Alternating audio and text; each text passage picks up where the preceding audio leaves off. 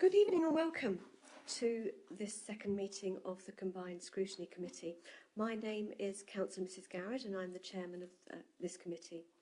Before we begin, I'd just like to make a few points to note. Please can I remind you that this meeting is being webcast. There is no fire alarm test scheduled for this evening. However, should the fire alarm sound, members are asked to vacate the chamber via the fire exit at the back end, assemble in the car park. As we move through the meeting, please can I remind everyone present to turn off their microphones when they've finished speaking. Members, in addition to our internal officers, we have Rachel Fahy in attendance this evening from Citizens Advice. And I'd like to take this opportunity to welcome Rachel and the officers and thank you all for your attendance. So I'll now proceed to agenda item 1, apologies for absence. We've received apologies from Councillor Courtauld, Councillor Mrs Dervish, Councillor Mrs Pell, Councillor Mrs Weeks and Councillor Corsina. I believe that's all the apologies we have this evening. Thank you very much. And I'll proceed to agenda item 2, declarations of interest. Do members have any disclosable pecuniary interest, other pecuniary interest or non-pecuniary interest they wish to declare this evening? Please state the item and nature of your interest. No? Thank you, councillors. Then I will proceed to agenda item 3, minutes of the previous meeting. Please can I have a proposer to approve the minutes as an accurate record of the previous meeting held on the 8th of August 2022. Councillor Abbott, thank you. And could I please have a seconder? Councillor Wright, thank you. The minutes have been moved and seconded as an accurate record. All those in favour, please indicate. Thank you. The minutes are approved. We will proceed to agenda item 4, public question time. However, I don't think there are any registered speakers this evening and nobody present, so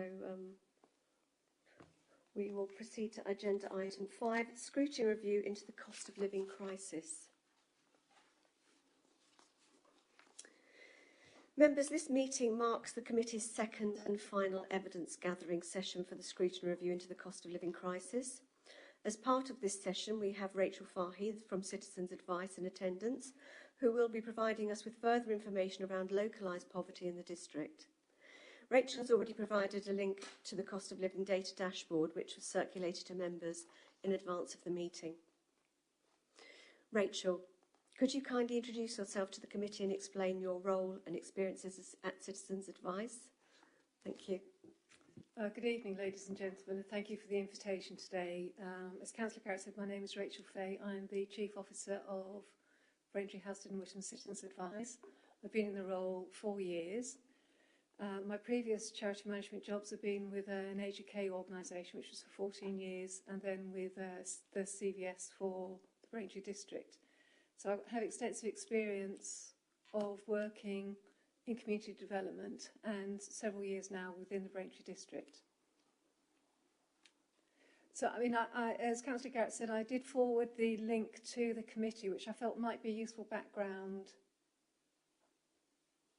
information for you, because I mean it was difficult for me to predict what the questions the committee would want to have. I mean, I think it's probably true to say that we are in unparalleled times in terms of the cost of living squeeze on individuals and communities, and I wish I could sit here and give you some solutions to it, but I can't. I mean, obviously the work that we do is with individuals who have, you know,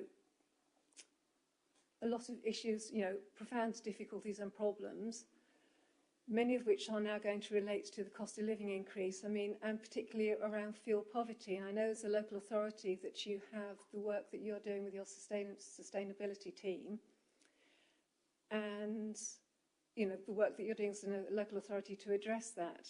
I mean, I think now, given the state of play in the international energy market, it's very hard to say what solutions any of us can now come up with for individuals.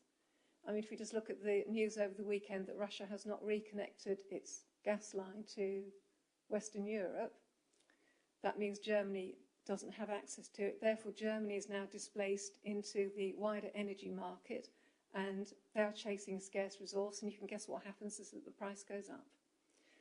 So I don't know, we don't have solutions for that. What the government has done to date, and which will be rolled out over the autumn, is with various groups for those on disability benefits, older people, those on means-tested benefits, they are making those additional payments to try and mitigate the difficulties that there are, and some quite generous payments, I think, to help people.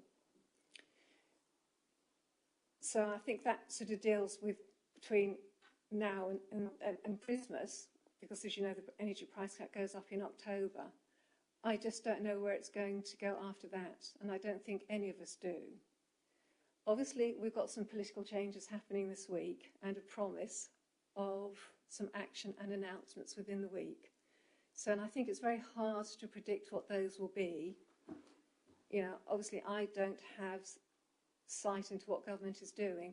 What I did learn about today was an interesting piece of work that's being done in a section of government, and it's data matching between two data sets, and that's those people who are in receipt of means-tested benefits, and that is being matched against the valuation office details of property characteristics.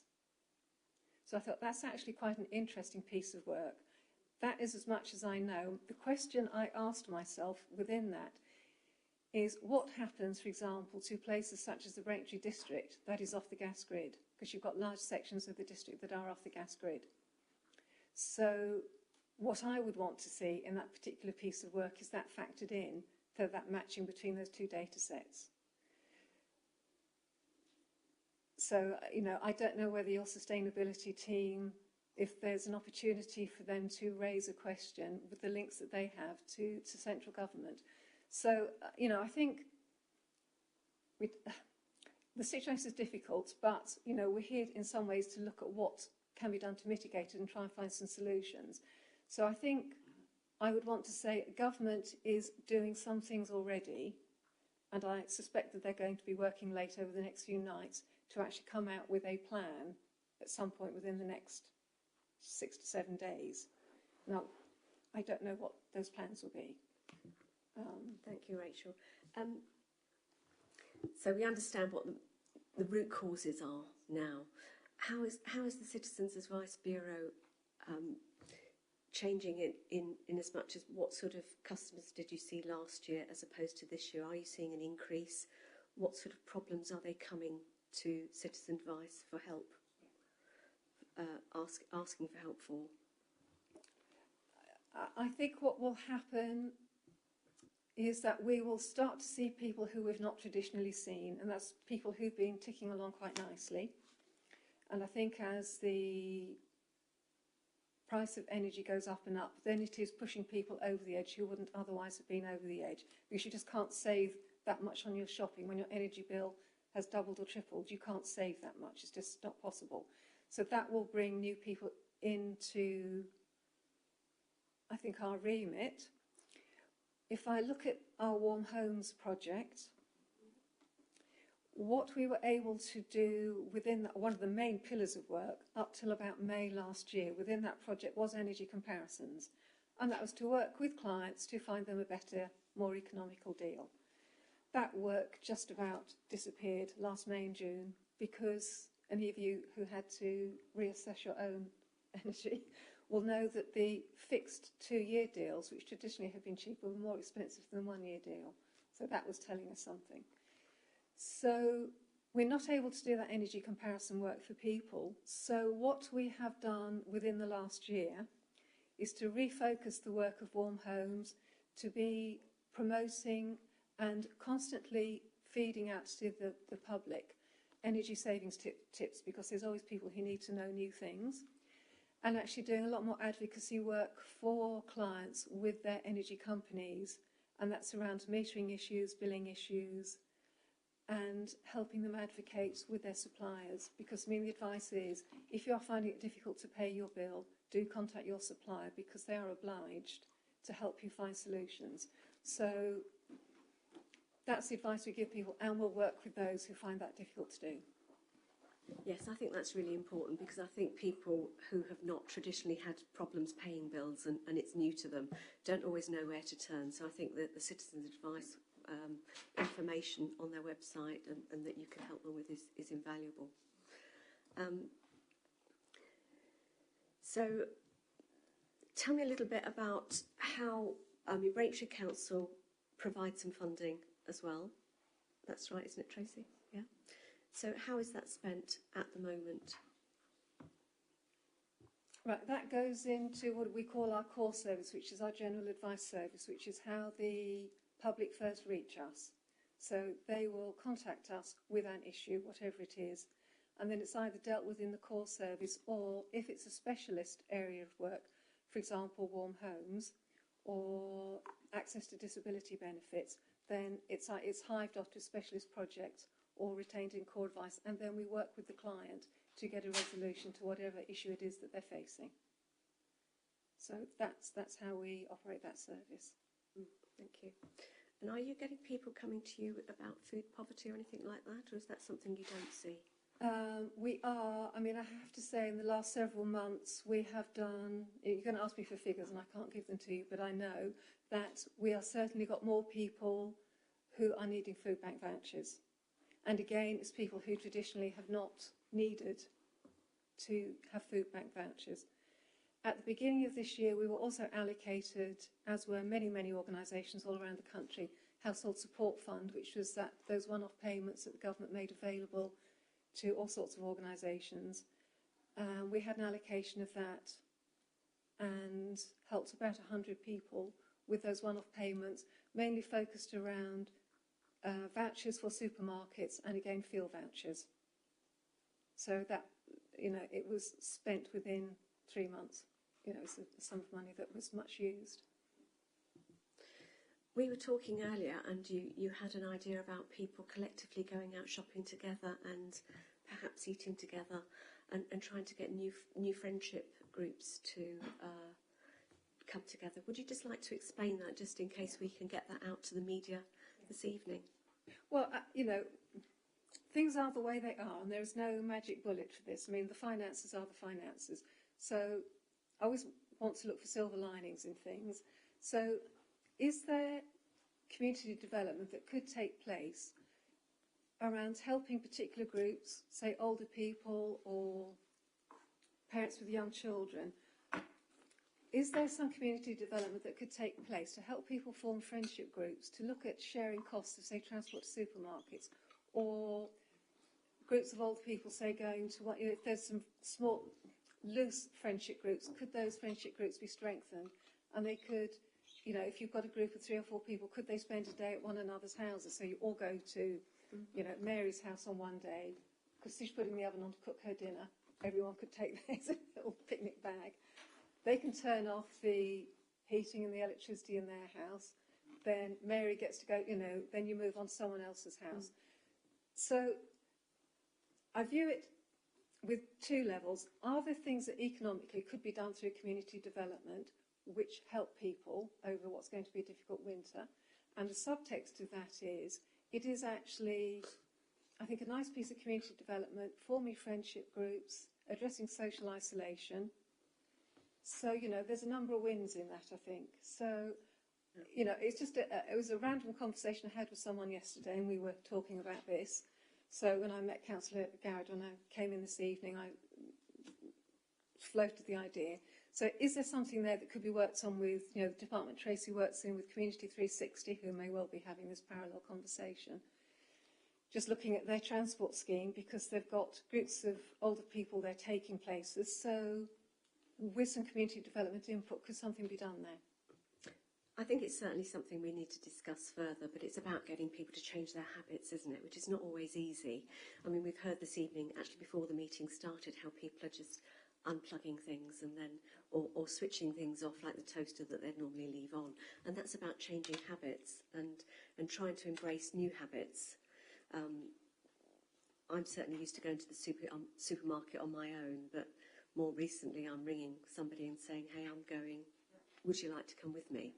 And I think it is about trying to get people to work together as well as looking to government. So I think we're all in this together, and everyone's got to work together. You know, not just the charities and organisations and the council and groups, but individuals have to think of their own ways to help not only themselves but each other during these times of crisis. Rachel, is there anything else you can tell us about the citizens' advice work this evening that you think might benefit the committee? I mean, I would say this, wouldn't I? But I mean, I do think it's very important for any community to have access to justice, which is what we as an organisation do. Life is very complicated these days. Nothing is straightforward. And, my guess is for all of us sitting around here, we're actually used to kind of taking people on. We can fight our way through the system one way and another. We've got enough education and enough about us to do that. That's actually not the case for many, many people. And whether it's, an energy company they're dealing with or a consumer issue, it's actually very difficult to fight your way through the system. So, and that's where we come in, because our ethos is about making sure people know their rights and actually giving them the confidence to actually seek, seek their rights. So, and that's helping them find a way forward in their lives. And if we can work alongside someone to do that, then, we'll help them get the results that they need. And actually afterwards, it has a long-term effect, because then they'll think, well, okay, I did that worked out, and I learnt to do such and such. So it has a long-term impact. And also, if something else happens in their lives, they know where to come back and find us. Yes, that's really helpful. I saw online that you actually help people complete forms as well, because there are lots of vulnerable people who, when they get a form, they're completely perplexed by it and don't know what information they should give and what they shouldn't give. And I think that's a really good service too. Yeah, I mean, exactly. In terms of those, any form, but particularly for example, disability benefits, people in very poor health. And those forms are absolutely daunting. And there are ways of presenting the information so that it meets the criteria that govern how the benefits are allocated. And do you work with any other charities in particular and partnership groups, preferably in the local area? Yes. We've got a very nice partnership that was set up with the food bank in the last 9 months, and that we do an outreach service at both the Braintree Food Bank and the Witton Food Bank. So we send a fully trained advisor there, and he is able to work with clients who are coming in to get their food bank vouchers. So we're very happy to do it, and they're really pleased to have us there. And actually the outcome for clients is very good, because they're getting their food box, and then we can work with them to actually address any underlying issues that might be contributing to their need to use the food bank. And we've got links with a number of organisations and referrals into them, and they know to refer into us.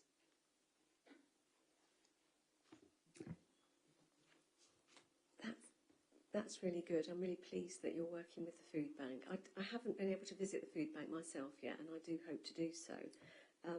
Someone told me that they were maybe considering or may already have pet food as well, because we're finding that there's been a lot of media interest about the abandonment of pets and how expensive pets like lizards and snakes and things are becoming problematic for people to look after, because they're quite costly. They need energy to keep them warm. Do you have any dealings with that?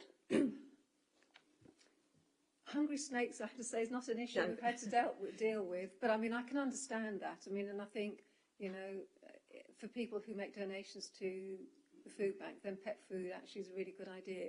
People love their pets, and it's, I think, quite sad if their economics are such that they have to give the pet up. So, maybe if the food banks do some publicity around that, people will start leaving tins of cat and dog food in the boxes in the supermarket. Thank you.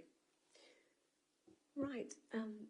I think I'll ask the committee now if you have any questions for Rachel. Have you had a look at the dashboard? And Councillor Abbott.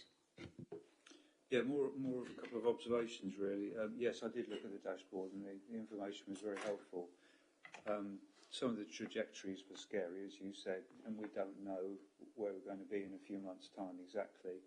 The things that jumped out at me were the single people with young children tending to trend very high as requiring help, and obviously also the energy costs.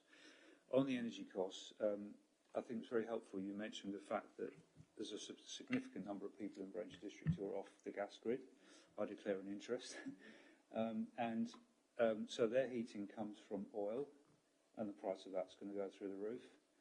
Wood, the price of that's going to go through the roof. Or heat pumps, which need electricity, price of that's going to go through. So all of these people are going to get caught up to one degree or another in the same vortex of energy prices going up. And I think what you said is really the uncertainty about where we will be in respect of all of those groups. I mean, if I could just add, there is an organisation, well, there's something called the Heat Fund, and it's run by the Field Bank Foundation, and their remit is to provide funding to help householders with oil and solid fuel. So at the moment we've sent in 2 applications for 2 clients. So we're waiting to see how this process works out. So we'll see how long they take, and then what they'll allocate to the clients. So we're trialling those 2 things at the moment because, I mean, as you'll know, last February and March, if you ordered 500 litres of oil, they would not give you a price at the ordering point. They'll say it'll cost what it costs at delivery. Well, it had gone up from about £350 in February. Last figure I looked at was about 850. So, and how could you order something if you don't know if it's going to cost 800 or 1,100? How could you do that?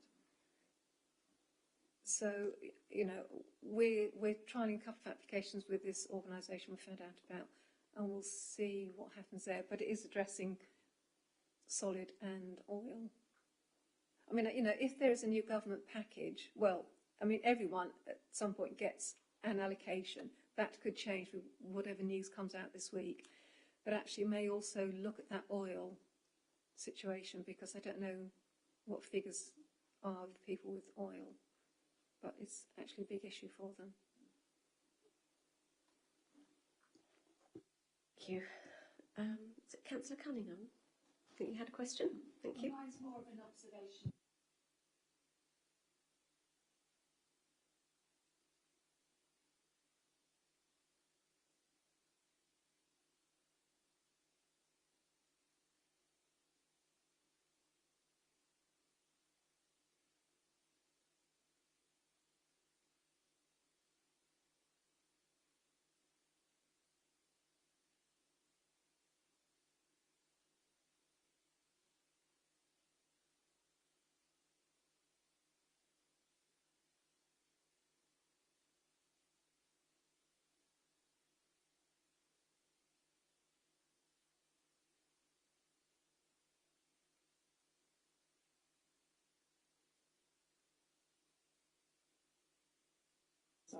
The Danaher Centre.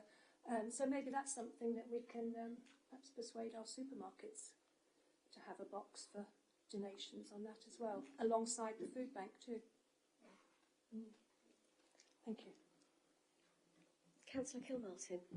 Thank you.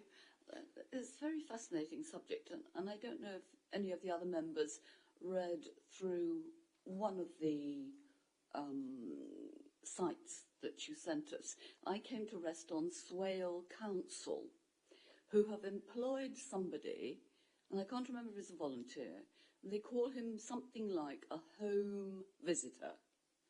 And this home visitor goes to everybody who is on benefits and in difficulties, particularly the elderly, and goes through the house making changes to any of the heating or the cooking that could be made cheaper.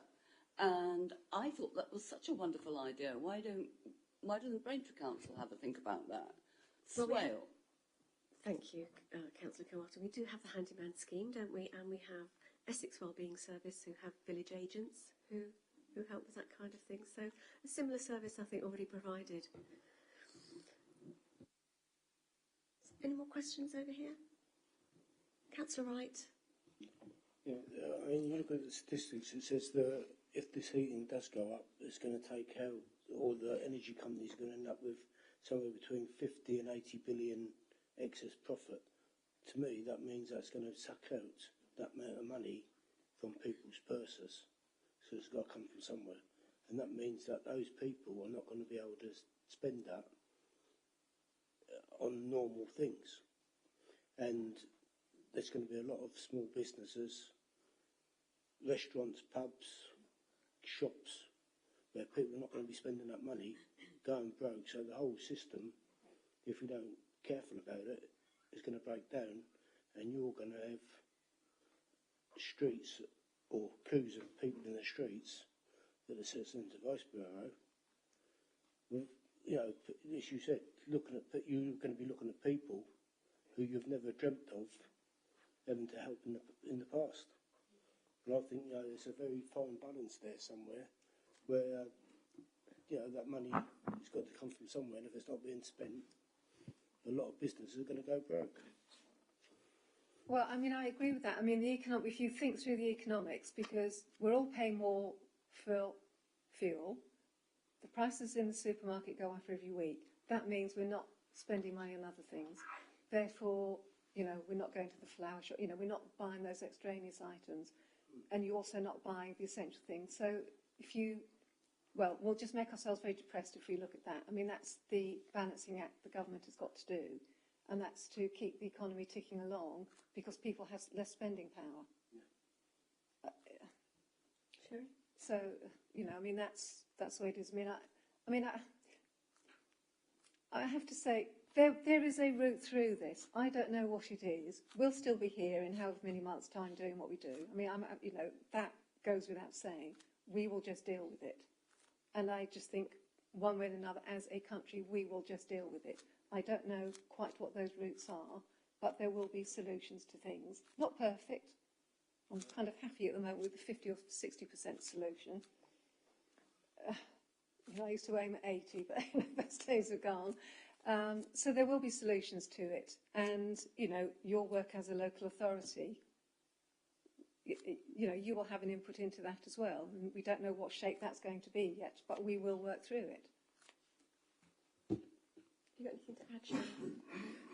So I just Councillor Wright, referring to the point that you've just made, I think there's a role that we need to be looking at in terms of what we can directly do locally to support people, and there may also be things that we want to write to the government to say that we'd like them to consider that would need to be subject to national policy. So in terms of how energy companies are dealt with and responded to, obviously that's not something that's going to be within our gift locally, but that doesn't stop us as an organisation from writing to government just to ask them to consider things that we've got particular interest in. I wasn't suggesting that as a council we'll put 50 billion into the economy, but to shore up, I was thinking of more of the consequences of that money not being available to spend locally. Because it'll have a big knock-on effect if all the small businesses go broke, there'll be no rates to be paid, no rents to be paid, there'll be more unemployment to be paid, and that'll have a big effect on this council. We can't, you know, I'm not suggesting one iota that we put in or raise 50 billion and put in the economy. I'm just making that point that Thank you, the Councillor thing Wright. can collapse or get very difficult. Thank you. Any more questions? Councillor McArdle. Thank you, Chair. Just a question about accessibility to your service. With the increase in demand, do you have anything like waiting lists, or you find that you're referring people on or signposting people a lot more than you would have done in the past? Well, we are a phone-first service and have been for 4 years, so people's first contact with us is via phone, and then we make follow-up face-to-face appointments. Obviously, for the last 2 years, we've been doing an awful lot more on the phone, and we're doing booked appointments on the phone, so we'll make an appointment to call you, and we'll do the appointment over the phone. But obviously, we for several months ago, started face-to-face. So, I mean, I think, yes, I'm concerned about increasing demand, but we will deal with it the best we can. yeah, you know, that's just what I can say. We'll do the best we can with it. Thank you, Rachel. Councillor Ball. Yes, I was just thinking about heating. More and more, the standing charges have gone up by almost as much as the cost per unit. I don't know whether any heating grants or whatever could be focused on paying those standard charges, because as people reduce their expenditure, their effective cost per unit of energy is astronomical. The more they cut back, they've got a cold house with damp and mildew on the walls, but they're paying an horrendous amount per unit. So, perhaps that should be a focus rather than the energy itself.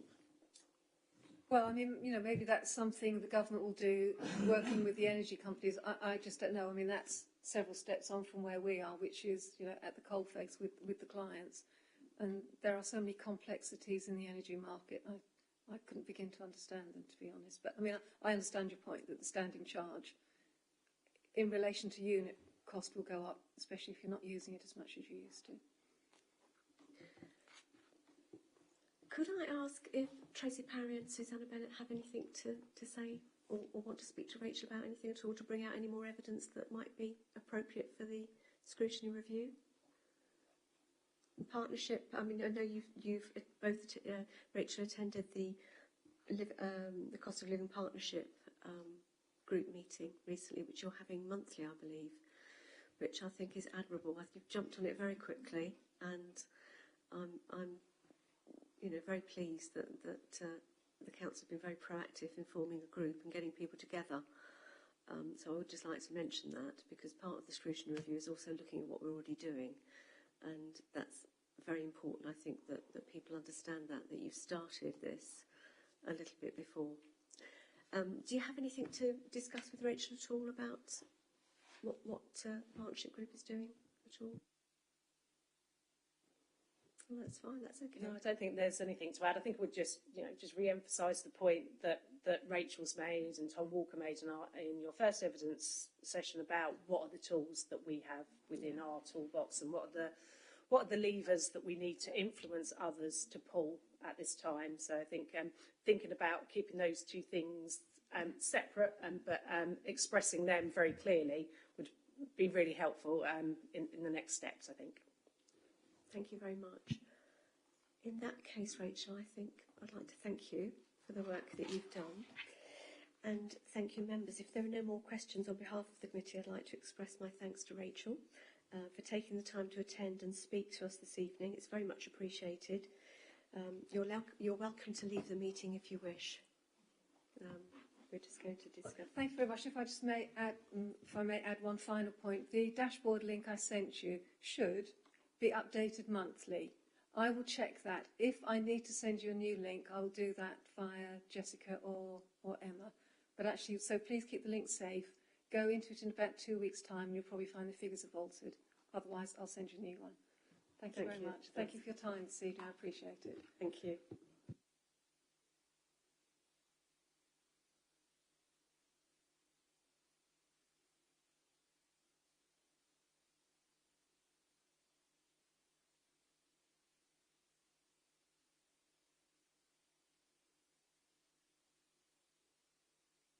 Members, as part of this item, we're also asked to give consideration to the draft report, but you've not had that yet. We have a very short timescale in which to produce the report, which is due to be presented at full council on the 10th of October.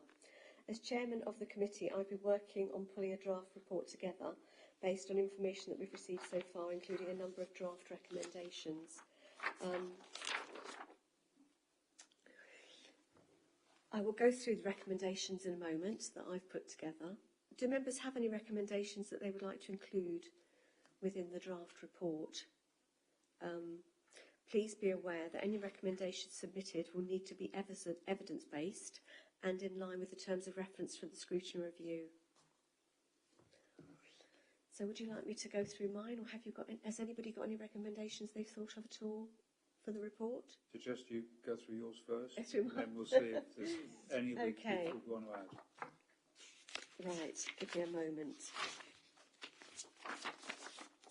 So I won't go through all the evidence because that's quite a big chunk of reading out as well. So my first recommendation, the cost of living crisis has crept up on us more quickly than people expected. The sudden rise in costs of food, fuel and energy is of enormous concern. Being unable to pay a bill and not knowing where to turn causes extreme anxiety. The district's residents should be advised on how to respond to a situation where they are unable to pay their energy bills. For example, through discussion of a payment plan with their energy supplier at the earliest opportunity and or asking for holiday payments. So basically I'm suggesting there that the council help work with people, organisations such as Citizens Advice, who help with how people respond to their energy suppliers if they're not able to pay their bills. And it's not just energy suppliers, it's anybody else. As Rachel mentioned, people don't always know how to work with a system and how to respond to things. So that was the first one. The second one, it is recommended that the council discuss the issue of prepayment meters with the LGA with a view to lobbying the government to end the injustice by bringing prepayment prices in line with direct debit prices.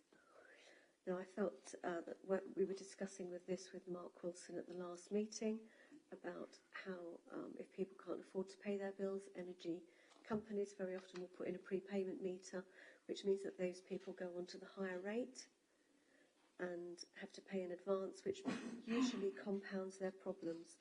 So just suggesting there that we consider asking the council to work with the LGA to respond to that.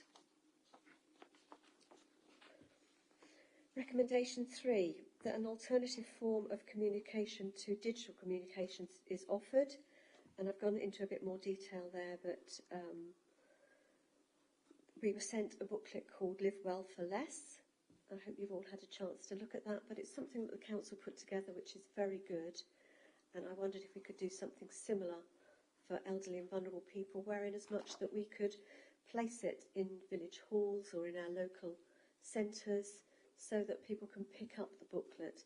Not all of the vulnerable and elderly people are able to go online and search in the way that we're able to for appropriate information. That was all a great deal of information in one booklet, which I thought was very helpful.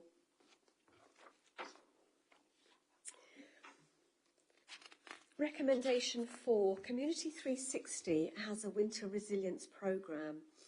Winter packs include a guide to local support services ranging from heating schemes, clothing, basic refreshments and practical items such as a torch, blanket and first aid guides. And these are distributed to those identified as being in need. With regards to the winter packs, it's recommended that the council explore ways to include items such as bed socks, which would be useful in the event of a power cut, and potentially hot water bottles or wheat bags, which would of course need in directions on appropriate usage. Now I've noticed that there are places like on the website for Age UK, they do talk about keeping the body extremities warm, and they suggest the usage of those items in their website. And the NHS also suggests electric blankets, which is my next recommendation. Recommendation 5 is for reasons mentioned in recommendation 4. The council could explore ways in which to work with partners for free PAT testing on electric blankets.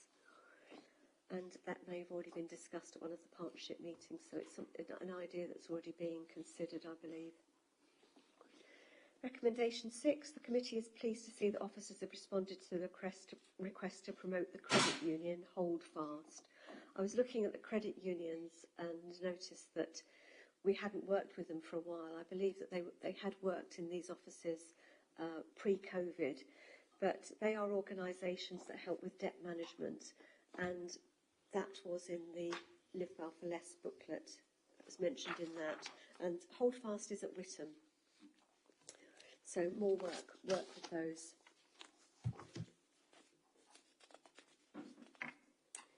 Sorry, just give me a moment. Number 7. The government's position on support is evolving, with some measures already announced. However, the reality is that for most families, this support barely covers the energy increases which have already occurred. It's recommended that the Council explore ways to work with partners, village halls and/or organisations to provide warm spaces for people to come together, preferably with activities and supply of food and drink. The Council could explore the possibility of allocation from the Shared Prosperity Fund during Year 1 and consider providing a contribution to some community assets that open, such as the Braintree Museum, Town Hall or leisure facilities, thereby also helping them with their energy costs. It's also recommended that a directory of all the places available to our residents across the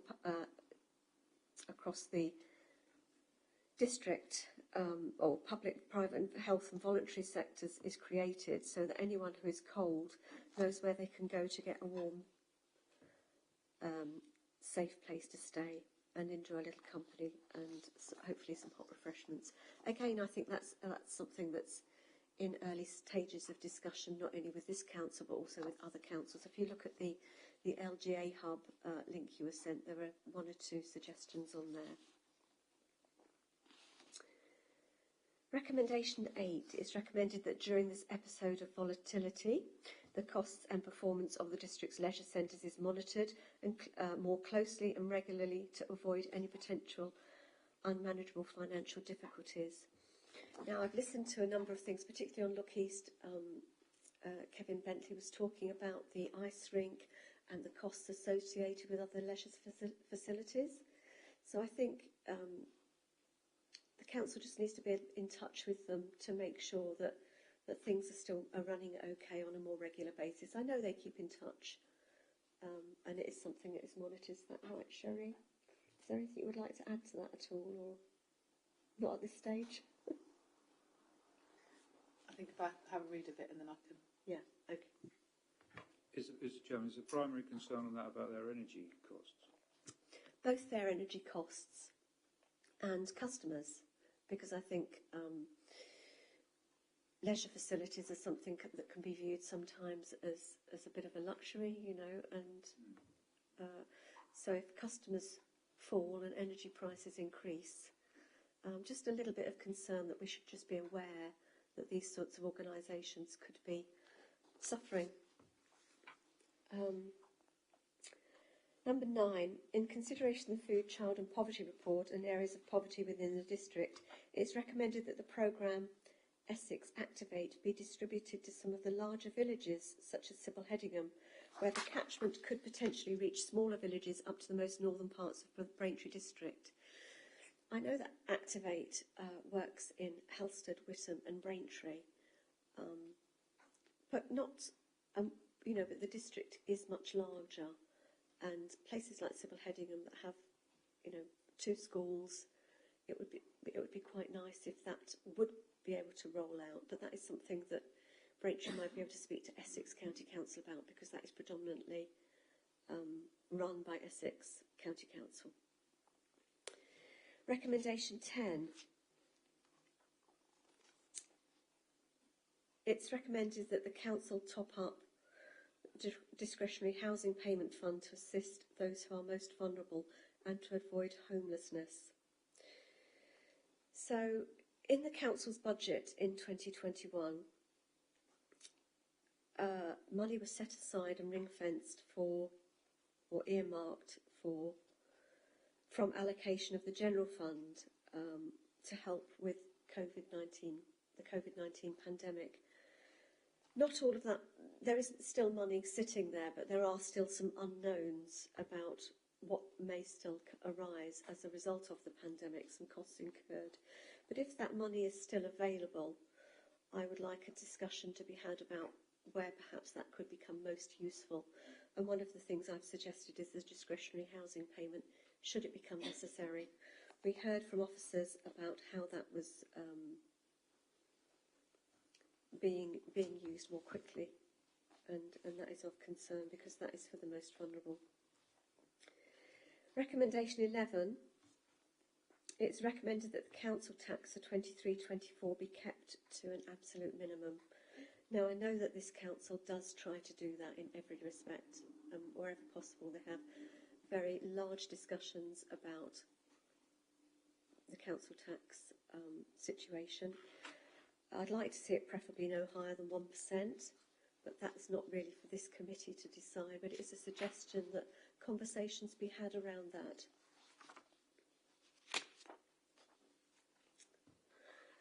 Potentially to recommend a further handyman should it become necessary, with a view to undertaking works which give priority to energy savings, such as draft insulation, foil backing, hot water tank jacket and facilitation of loft insulation. We have one handyman. The cost is around £16,500 a year. So if potentially that money I've just mentioned becomes available, that is perhaps conversations could be had around that. Chairman, I think I mentioned this at the last meeting. One of the ways to save energy is to balance radiators and make sure the whole system is working properly. And that takes someone with some knowledge. I mean, it can be done quite quickly. I mean, it would take me hours, but I just wonder whether that's do you think the handyman viable. could actually write some of those things down and put them on our website? There might be some hints and tips. Some expertise. Yeah. Okay. Retired heating engineer. Yeah, I think that's a really good idea. Because on the website it currently says the handyman is for over 65s only, which would miss out all the sort of single parent homes, single homes, and so I think if that is still the case, it's for Yes, over I think 65. single parents do struggle with that kind of thing, isn't it? So I think one sort of open to anyone who needs help with their sort of making their homes more energy efficient would be really good. Yeah, so definitely food for thought and further discussions on that one, I think.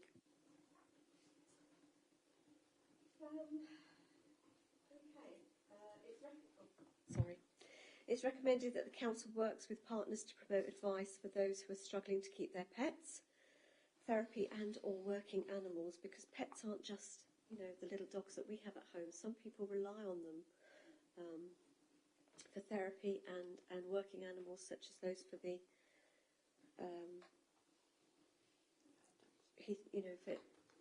with impaired visibility. So the RSPCA has introduced new guidance for worried pet owners to help them through the ongoing cost of living crisis, and it's not widely known that most food banks are now offering food for pet owners, which we've discussed, and there are a number of charities prepared to assist. So I'd like to see the council promoting more activity with communications in that respect. Recommendation 14, that the council is prepared for possible power cuts and that backup systems are checked. It's also it should also check that its emergency plan is up to date for forthcoming winter months, and also that it be ready to act promptly in order to provide extra communications and advice to parish councils and residents should weather forecasts indicate a cold snap. I think there was a temptation for candles to be used during power cuts, particularly, I know that last year I reached for a candle and promptly took wax all over the carpet, which was not very helpful. But they can be very dangerous in times of, where people are not prepared. And it's also recommended that the council considers how best to advise residents on the safe use of candles in this respect. Two more, and then we're there. Can I just say something about the candles? I mean, it's quite likely you can buy candles now that you don't have to light. They have they're battery operated. I don't know how they work, but you just switch them on, so there is no question of spilling stuff. Yes, I think it's making people aware about other things that are available to them. Braintree Council works with a number of excellent partners, including charities. However, it's recommended that council's reliance on partners and charities and other organisations be cautious in these volatile times, and that the financial accounts of these organisations be appropriately scrutinised.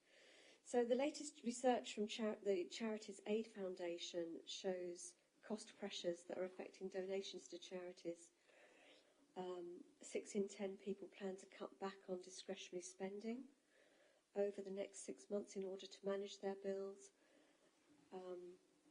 Only a quarter of people say they won't be cutting back on anything. For charities, this has a knock-on impact. In July, only a quarter of people donated to charity, and this is significantly lower than the usual average for the month, meaning that around 2 million fewer people donated to charities than usual. So, what I'm trying to say, and perhaps not wording it, as I said, this is in draft format at the moment, but we work with a lot of charities, but there is also a lot of pressure on charities, and we need to make sure that they're in a good position before we rely on them to provide services, and just work with them in that respect. Recommendation 16. I've just talked about the Council's website findings. There are one or two things there that I was disappointed with. So I put handyman scheme into the search engine and it came up with 62 results, none of which were for the handyman scheme. And there were other things such as a PDF document, Age Well, which was very out of date, and a lot of that information contained, which directed and signposted elderly people to assistance, was very out of date. So I'd like to see that replaced with something like the Live Well for Less booklet, something along those lines. So they are my recommendations at this time, at this moment in time. And as I have said repeatedly, it's in draft format. So it's not by any means at the end of its in perfect form just yet. So I'd like to now open it up to the rest of the committee for their thoughts on recommendations that you might have for the report. Councillor Abbott. Thank you, Madam Chairman. Yes, I think that's a very good list. Your number 16, I did actually raise that with, I think it was Councillor McKee as a relevant cabinet member some time ago when the website changed over, that the search function was rubbish, to put it mildly. I hardly ever use it because if you put in something, even something quite specific, you just get this plethora of stuff come out which is completely irrelevant to what you've asked for. And I think it does need looking at, because if we as councillors are finding that, then you can imagine what the public think of it. There is a problem with the search function on our website. I don't know if it's picked up on any of the things you've already mentioned, but I thought the discussion we had earlier with the lady from Citizens' Advice about non-standard energy sources is important in Branch District, and whether we can pick that up either within a current recommendation, one of yours, or a new one. What could you describe it as? Non-grid fuel sources, people who rely on oil, wood, and things like that, because I think there's going to be a real issue there, particularly in some of our more isolated communities. And then the other thing I wanted to mention... Can I just, before you move on, I know that it is mentioned in the report, which was the Fuel, Child and Poverty report, is that correct? So there was a map in there about fuel poverty, I believe. So I think the partnership group are already picking up on that. Am I correct in saying that you're talking about the fact that there is no gas, particularly in the north of the district? And So there were a number of recommendations, there are a number of observations and recommendations in the Fuel, Food and Child Poverty report, particularly around fuel, particularly in the rural areas of the district, the number of people that are off gas and what support needs to go into that. So you can, but by all means, have a look at those, and if you think any of those need strengthening, or there's further work that members of the panel think that we could do more of, it is on the agenda of the joint partnership group, but we would welcome any further guidance, thoughts, or support in terms of what more we might be able to do. so if you'd like to send anything through to me and Jess, that would be lovely. And then finally, and it's a hobby horse of mine, but I think its time has come, is that we need to stop wasting energy. And the cabinet member, I think it was the last full council, said she would pick up this and maybe do a piece of work on it. Because it's a hobby horse of mine, and I am a total anorak on it. There's mixed metaphors there, isn't it? I don't know how. There's quite an interesting mixed metaphor in there somewhere. This summer, when the temperature has been knocking 40 degrees centigrade, street lights on in the daytime, supermarket lights outside in the daytime, petrol stations, lights on out on in the daytime. At night, are we really going to be lighting statues and trees and the facades of buildings when we should be saving that energy to keep older people warm in their homes and to have the lights on in their home when they need it? So I think the time has really come to push this issue. We are wasting colossal amounts of energy in this country. Are you talking about the council in particular, or are you talking about the general But public? we do both. Both. So the council within its, I mean, the council already does a lot, I know, but that we're both within the council, but also as an education and information service encourages energy saving as much as possible, and makes it clear that we've got a choice this winter. I mean, every time every single kilowatt we're wasting of electricity like that, that's a bit more gas we're burning, that our storage is going down, or we're having to buy from somewhere else. Gas is the main backup on the grid to renewables, and then you've got nuclear as well, which doesn't vary much. It's around 15-20% mark.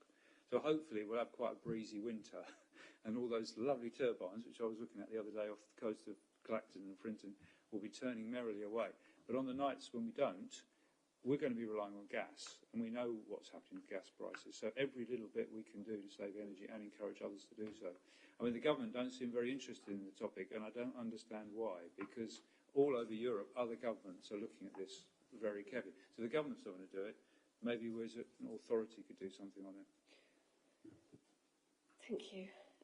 I think it's a big wake-up call for everybody. Everybody's looking at their energy at the moment. I mean, it's out there everywhere. I mean, my Which magazine, I was reading all sorts of things about which tumble dryers use less, which washing machines use less, and so on and so forth. So people are turning off things that are normally kept on standby. I think it is a big wake-up call for everybody, and I think it will be a turning point for everyone. But can we have that as one of the recommendations? That's yes. what I'm suggesting. Could you type something up and send it through to me about what you'd like to see? Councillor Kilmartin. Well, thank you, Chairman. Can I add on something to your plans for warm rooms? We have lots of care homes in our district, several in each town. They will all be wanting to keep their residents warm. How about we ask them if they have a room they can set aside to take people from outside to come in for the day, and that Braintree District Council could perhaps help with some heating bills therein?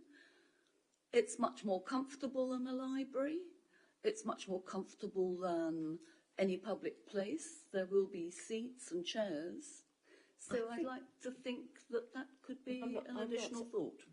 Thank you. I'm not an expert on this, but I think there could be safeguarding issues involved with that. Would I be right there? Tracy, would you like to? Yeah, I think we have to be really careful about who was going into a care home, to be honest. Well, I did say that they would probably have a room they could set aside so the visitors would not go anywhere else in the building. You could, but you'd have to have some very good, tight safeguarding still around it, because you've got vulnerable adults in the building. Sherry? So I think you as a scrutiny committee are perfectly entitled to make that recommendation, and then what will happen is that the council will then consider that as part of that. So you don't have to worry about how that gets implemented. As a scrutiny committee, your role is to kind of put those recommendations forward, and then we'll go away and have a look at how and whether they could be implemented. Okay. All right.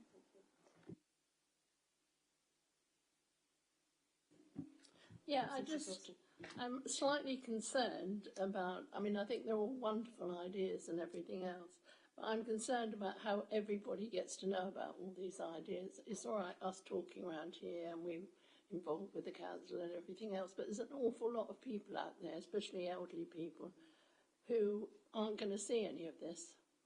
So how are we going to get it? Well, one of my recommendations was to provide a booklet that we, as district councillors, could distribute to communal areas. That's the first thing. So if parish councils hopefully get hold of it, they tend to know who is in the villages, you know, who might be elderly or vulnerable, where they can pop things through doors, and they have network groups and WIs, etc., etc. So that was one of my recommendations. But also we have a fantastic communications team, And as you've said, I know that some of the elderly and vulnerable don't always use social media, but it is still there. Because I think equally there are people who do use social media. So I was looking at both there. But I do realise that, there are certain booklets. I did ask the comms team how much one particular booklet, which I have here, and I thought was very good, called Here to Help. So I've been looking through this booklet, but it is actually a good couple of years old, or at least a year and a half old, and it's very, very good. And I asked if this is something that the cost, I think, to actually produce this was something like £6,000, I believe. So. Yeah. Because I just know from experience that you can put posters up, you can send loads of stuff out. Yeah. It still doesn't seem to get to the people that actually need it. Yeah, so that is something that we need to look at and distribute wherever possible. But I also think as district councillors we have a role to play in working with our communities, because it all gets fed down. If we go to our parish councils and we discuss it and leave them with information and booklets, they have their own village social media and notice boards in the village, which I use frequently, pin up bits of paper. I still use very old-fashioned methods, printing something out, walking it down to the village, pinning it on the board, and people do look at it. So I think we all have our role to play there. Councillor Wright, sorry. Yeah, I mean, you talk about parish council. Most parishes, towns have got a magazine they put through doors.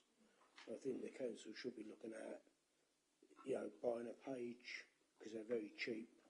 Yes. In the magazine, we're putting points in there, contact points, how to get hold of the food bank voucher, because a lot of people will think you just turn up at a food bank and get the food. You've got to go to the CAV to get a voucher. A lot of people won't know that. I think we need to get the information out there.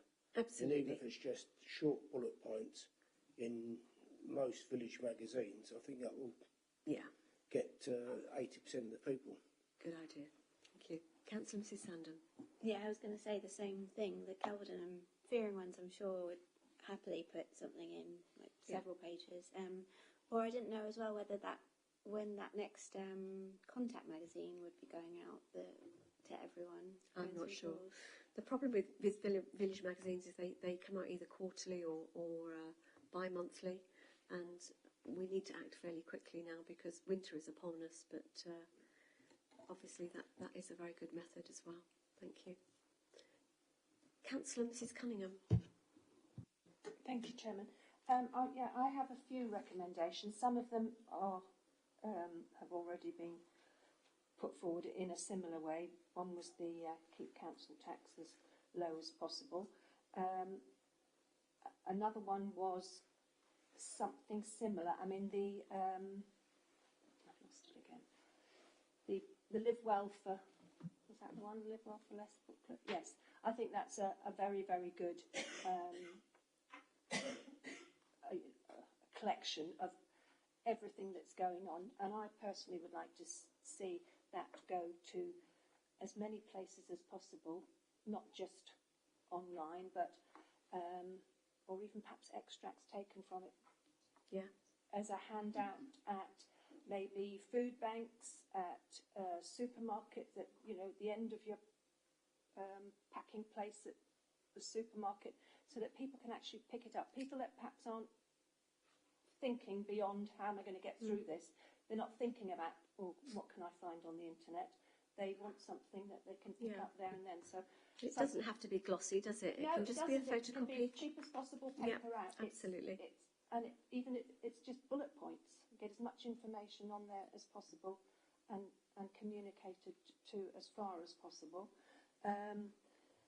Another one which actually, it may not be a recommendation, but you talking about the danger of candles, I have a concern around, and this is probably elderly people who are going to be turning the heating down and maybe getting closer to the open fire or the electric fire, and they're going to have maybe a small knee blanket, get up in a hurry, and I know Tracy was talking at the last meeting about, and I know through your community safety, you work with fire. I just wonder if the Fire Authority has produced any kind of literature yet about possible issues around safety as people perhaps, get closer to candles and fire. And I haven't seen it, but it's something we can ask, definitely. I think that might be something that we actually need to perhaps... Yeah, I think when people get desperate, they take risks. Yeah, and older people, unless it's spelt out to them, older people are quite stubborn, aren't they? I think we've probably all found that somewhere along the lines, myself included. That we think we know best, but it wouldn't hurt to have it outlined from an authority. Yes.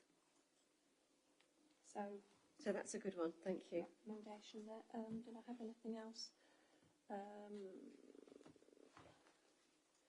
No, I think that was all. I mean, obviously, if we come up with anything else, can we, think about if we come up with it afterwards? Yes, please email it. And thank you. It would be helpful. Can we have a copy of your draft report, the recommendations, or the recommendations now? Because I actually didn't get them all jotted. I can send those out to you all I think members. that would be helpful. Yeah, Following the meeting I was going to anyway, but I can certainly just send you the recommendations for now. We've had such a short space of time that I've been working on it literally up until today, and I wanted to hear Rachel's Citizens Advice Bureau's comments as well before I went any further on it. But yes, the draft report will be coming out for you, and everybody will have to approve the report anyway. Oh, can I ask just now, is that another meeting to approve that, like we do, or? No. We don't have any scheduled in the diary. No, I know. So how? Because I thought a scrutiny report had to be before the committee, and we vote on it. No. For the other committees, we certainly have done that in the past. For this one, it's obviously slightly different because we've got such a short turnaround for the report. So it'll probably be a case of finalising the report as much as we can, and then circulating it to the committee for any further comments, really, was my thinking. But yeah, we haven't got any other meetings scheduled in the diary, so that's most likely what we will be doing before it goes to full council. Right, another one has come to mind. I've got so many bits of paper here. We're actually dotting our I's and crossing our T's before we actually hit what could be, as Mrs. Fahey said, we don't know what's ahead of us. It's scary, but we really don't know the impacts. But we've got a time frame here that this has to be done by. I'm wondering if a recommendation could be that this committee meets, and it's not to scrutinise, but it's to monitor when we get into winter, maybe November time, when we've had an impact of the heating going on, and we will then have perhaps more information on government funding, just to see how I think November might be a little bit early because we're actually presenting this to October, so maybe on October the 12th. I think there is going to be another energy or scheduled energy increase in January, but we don't know if that will happen. So is that perhaps January might be a good time to meet, do you think? And let the partnership group get underway and come up with what they're doing so that we can see what they're doing too. Are we doing something in the partnership group? No, we're not doing anything in the partnership group, but the council is working with other members. Partnership development group. No, they have a cost of living partnership group working on this to expedite actions as soon as possible. So, what do other members think about that? Councillor Mrs. Wilson. Oh, sorry, Councillor. I just wanted to say, I know a lot of people started having and they've still carried on. Is there any way we can Could you put your put it on? Could you put your? We can't hear you. Sorry. I was going to say a lot of people have home deliveries now, and they've carried on having the home deliveries since COVID. And I wonder whether we could come to an arrangement with the supermarkets to send our information out would be another way of getting it to people in the homes. A lot of old people do have home deliveries now, and young people. We can explore that and put it in, but there'd also need to be evidence attached as to how that would benefit. So every time we put a recommendation through, there needs to be evidence to back it up. So if you'd like to think about that and maybe send it through to me, that would be quite good. Councillor Mrs. Walters. Thank you. Thank you, Chairman. It's not a recommendation. It's pretty much a statement. Since this crisis has hit us and the energy bills are going up, I think it's now time for people really to be educated on how to save money, because so many people are very, very cavalier with their money. They're wasting food, they're wasting energy, they're wasting a lot of things, and they're starting to realise, how on earth are we doing that? And I think it's an education now. I have been as tight as whatever. It's the Jewish blood in me. All my life I'm very, very mean, I'm very tight, I'm generous to most things, but I am very cautious about how I spend money and how I waste money and how I don't do that. If I can help it, I don't do that. But people need to be, this is an education for them all now. I think it's Sherry, would you like to? Quite a shock. So members, it's fairly hot off the press, and it's gone to print as we speak. So you won't have seen a copy of it yet, because it's literally only just been signed off. Suzanne and I were looking at each other as you were talking about some of the things, but I think given the conversations that you've just had, it would be helpful for me just to give you a heads up about something that we've done as part of the Contact magazine. So as you will be aware, the Contact magazine is a printed leaflet that goes out to every single household. And you know that climate change is one of our objectives, but also the cost of living has become an emerging priority for us. So we have a double-page spread in the in the Contact booklet that's going out this year, which is called Go Green to Make Ends Meet. And I'm bursting the comms bubble now, because obviously if there's anyone listening to us, they haven't hit the doorsteps yet. So these are about ways that you can reduce wastage, particularly focused on food waste actually, but also reduce your costs at the same time. So things like having a meal plan, and some little facts. So did you know about the amount of energy that a slow cooker uses, which is 90% less than an oven? So thinking about batch cooking, so thinking about some of the useful apps that are about food sharing. So not just food banks, but also community fridges, which you've heard about in terms of the evidence that's been provided to you, and some of the apps that are around that, as well as our local community fridges over and above the food banks. We also things like leaving the car at home for short journeys, so active travel, and increasing cycling. Things around insulating the home to reduce the amount of energy you need to use to heat your home, and some links. All of these have got links on them to other places to find out more information. So make, do, amend around repair cafes, and then joining the refill revolution with some of the refill organisations again are promoted in here. And then on the right-hand side, we've got a panel with some useful contacts. So this is for anybody. So it's going out to every household in the district, for anybody who is who may be struggling. And we've got links there to Braintree Food Bank, Braintree Area Food Bank, Whittam Community Hub, Essex Central Living Fund, the Wellbeing Service, DWP's Debt Management Line, Community Support and Employment Service, which Tracy's team operate, Citizens Advice, Step Change Debt Charity, the National Debt Line, Samaritans, and Community 360. So there's a whole load. It's obviously not an exhaustive list of all of the organisations, but hopefully it should start to point people in the right direction. So hopefully that start.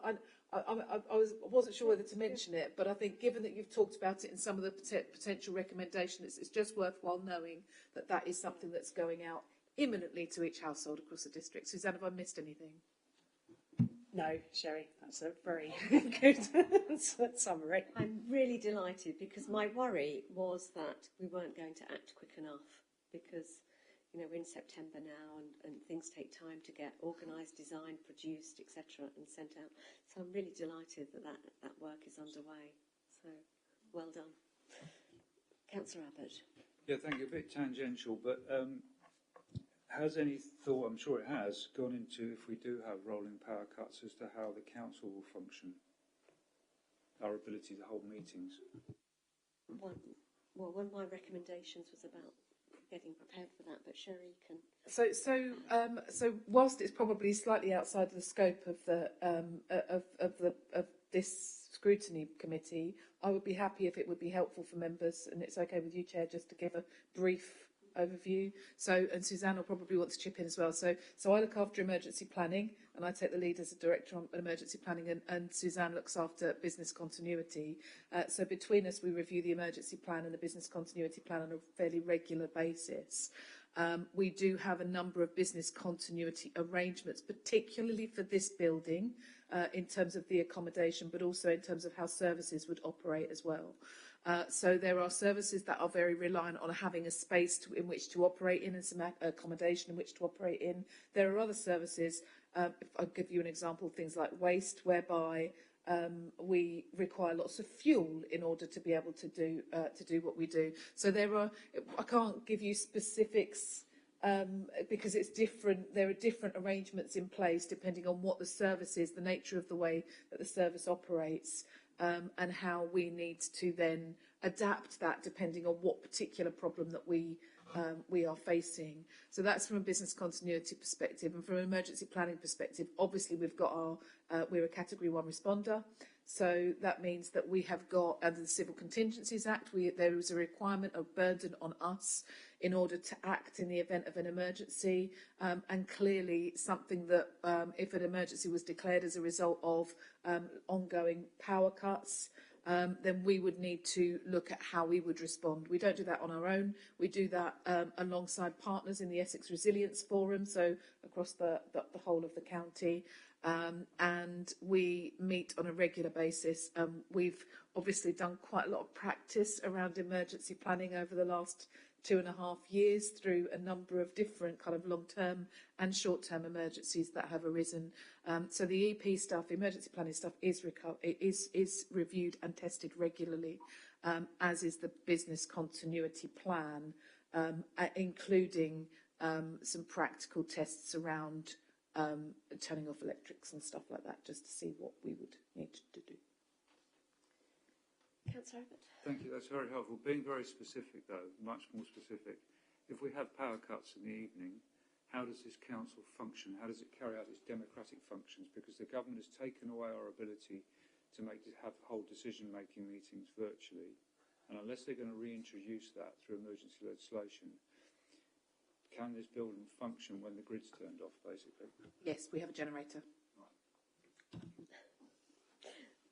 That's good.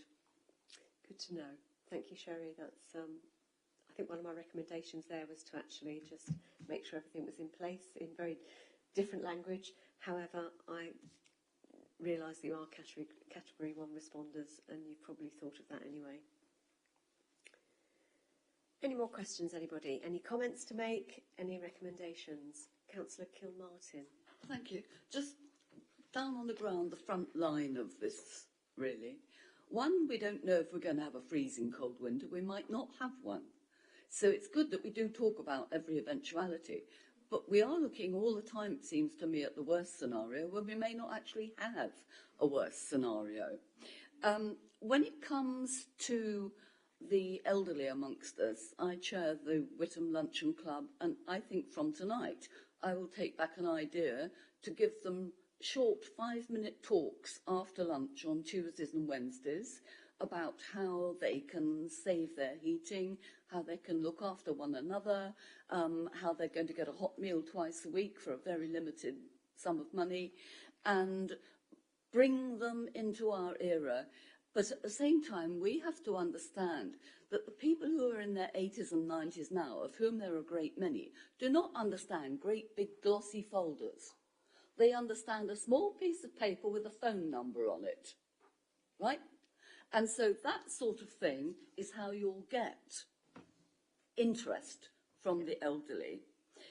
I have been on for ages about soup making, and simple, very simple hot food with a saucepan, water from a tap and a peeled potato and such can keep somebody going throughout very cold weather.